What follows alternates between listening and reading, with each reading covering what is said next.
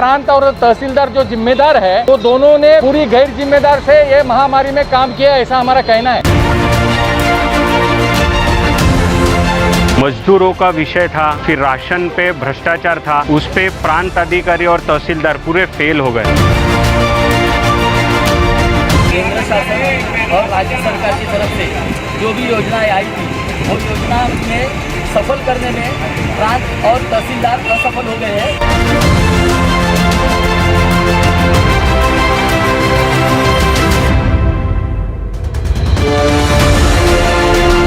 फुलपाड़ा में और नाना नानी पार्क में इसके खिलाफ हम लोग ने कंप्लेंट किया था और उसके ऊपर कोई भी कार्रवाई की नहीं गई।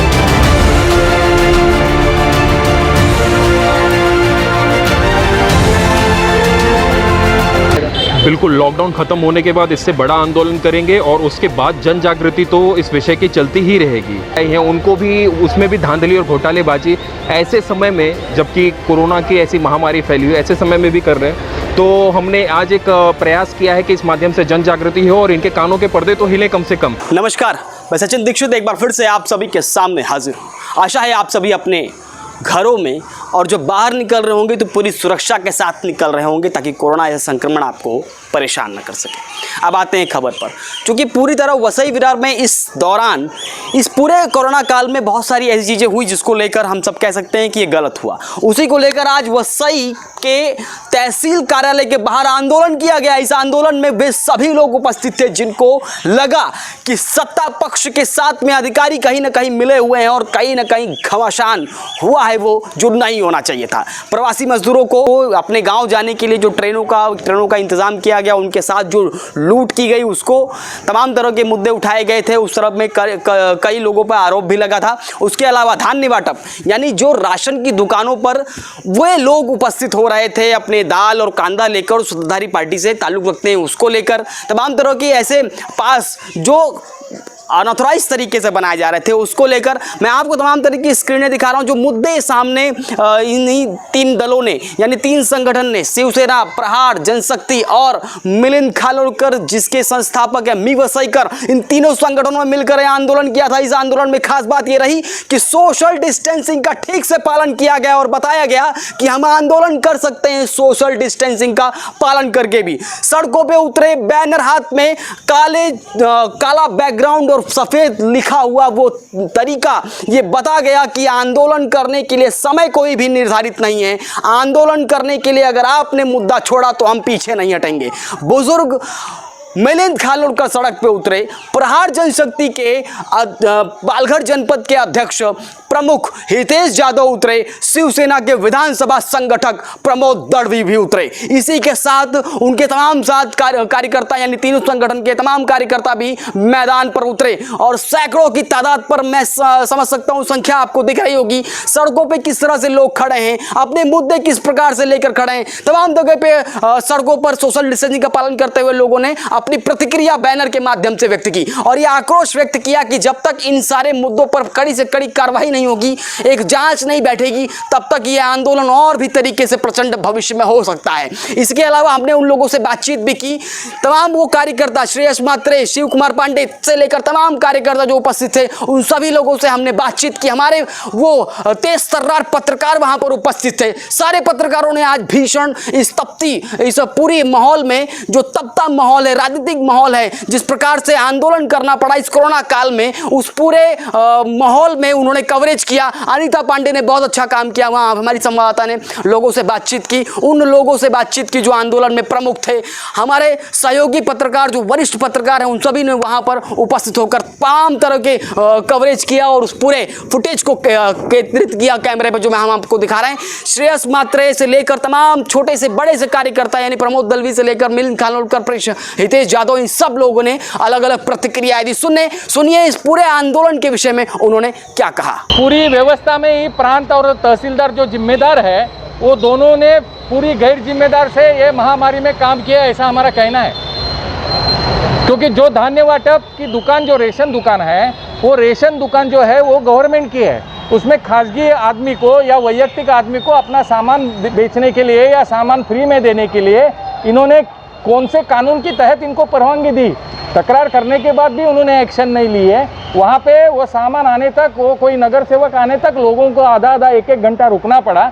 ये कौन सा कानून वैसे में चल रहा है कि ये रेशन की दुकान सरकार की है? ज़रूर सुनी जाएगी, क्योंकि हमारी सरकार भी है, शिवसेना और की सरकार है, हमारी आवाज़ सुनी जाएगी। हम यहाँ के जो जिलाधिकारी है उनको भी उतने ही जिम्मेदार पकड़ रहे हैं, क्योंकि उनकी ये ड्यूटी है कि आज ये महामारी में अगर लोग रास्ते में आते हैं, जनता रास्ते में आते हैं, तो रास्ते में नहीं आने के लिए उन्होंने अपनी कार्य पद्धति से इन प्रांत और तहसीलदार को अपनी जगह जगह दिखानी चाहिए थी और बताना चाहिए था संगठन को कि भाई आप कुछ आंदोलन मत करो, रास्ते पे लोग मत आने दो, मैं जिम्मेदारी के साथ इसके आगे ये नहीं होगा, मैं एक्शन लूँगा। लेकिन तहसीलदार को खत दे के आज 10 दिन होने के बाद भी माननीय जिलाधिकारी को खत दे के 10 दिन होने के बावजूद भी जिलाधिकारी ने इसी में कुछ भी नहीं किया। और ये महामारी है करके इसलिए ये आंदोलन हम सीमित रूप से किया, लेकिन अगले टाइम में ये महामारी यहाँ से ख़त्म होने के बाद या थोड़ा और इसमें सुधार होने के बाद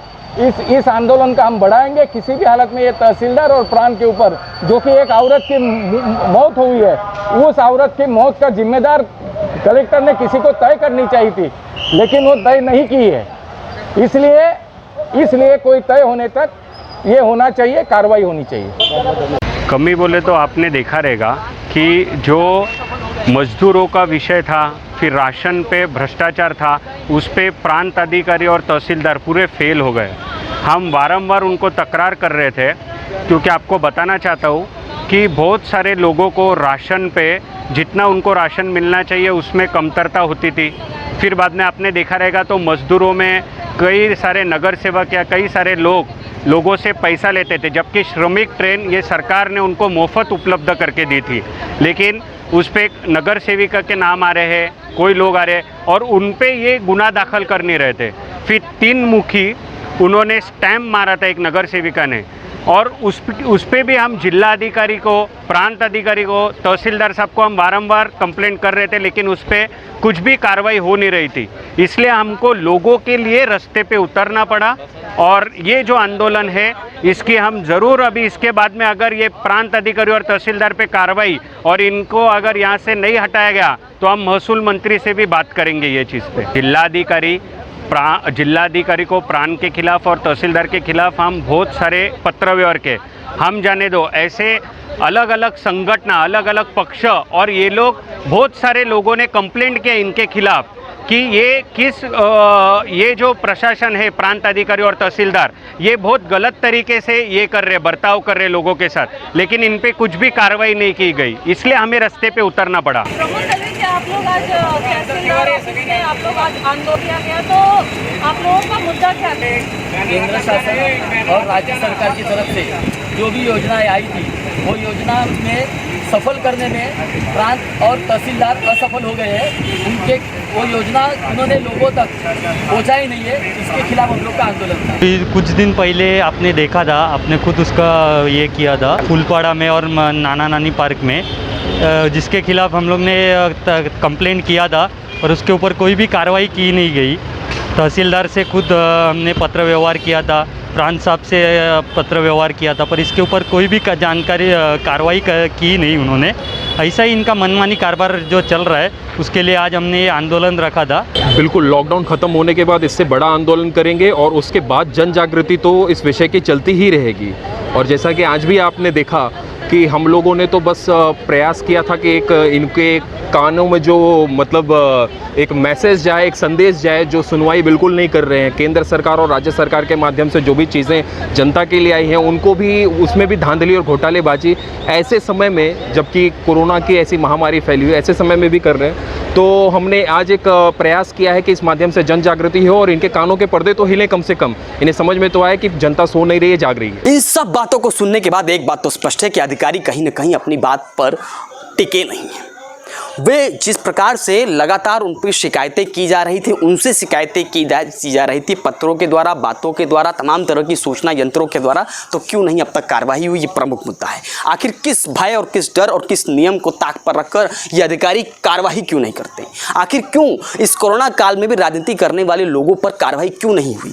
क्यों ऐसे राशन जहां पर वितरित हो रहा था, सरकारी राशन, वहां पर वे लोग उपस्थित हो गए जो सरकारी राशन को भी अपना राशन बताकर तमाम जगह पे फैलाने का प्रयत्न कर रहे थे, तमाम तरह के उन्होंने हथकंडे राजनीतिक तरीके से अपनाए लोगों को लुभाने वाले, तो वहां पर कार्रवाई क्यों नहीं की? हालांकि यह आदेश भी जारी किया गया था कि जहां राशन वितरित होगा वहां ये सब कुछ भी अलग से सामाजिक तरीके से उससे दूर हटकर आप बांट सकते हैं, लेकिन वहां पर नहीं। तो ऐसा किया जा रहा था, लेकिन उस पर कार्रवाई क्यों नहीं? तमाम तरह के सवाल उठे, प्रवासी मजदूरों से लेकर और भी गंभीर सवाल, इस पर कार्रवाई क्यों नहीं? अब देखना ये बात, अब देखने वाली बात ये होगी भविष्य में किस प्रकार से इन सब मुद्दों पर जब इस आंदोलन हुआ या आक्रोश व्यक्त हुआ तो भविष्य में किस प्रकार अधिकारी इस पर अब एक्शन लेंगे। सड़क पर उतर चुकी है जनता, जागरूक हो चुकी है जनता, तो इस जागरूक जनता कितनी बात सुनकर अब वो कार्रवाई पर प्रहार करते हैं और निर्णायक एक निर्णय निकल कर आता है कि वो कार्रवाई कर चुके हैं। तमाम तरह के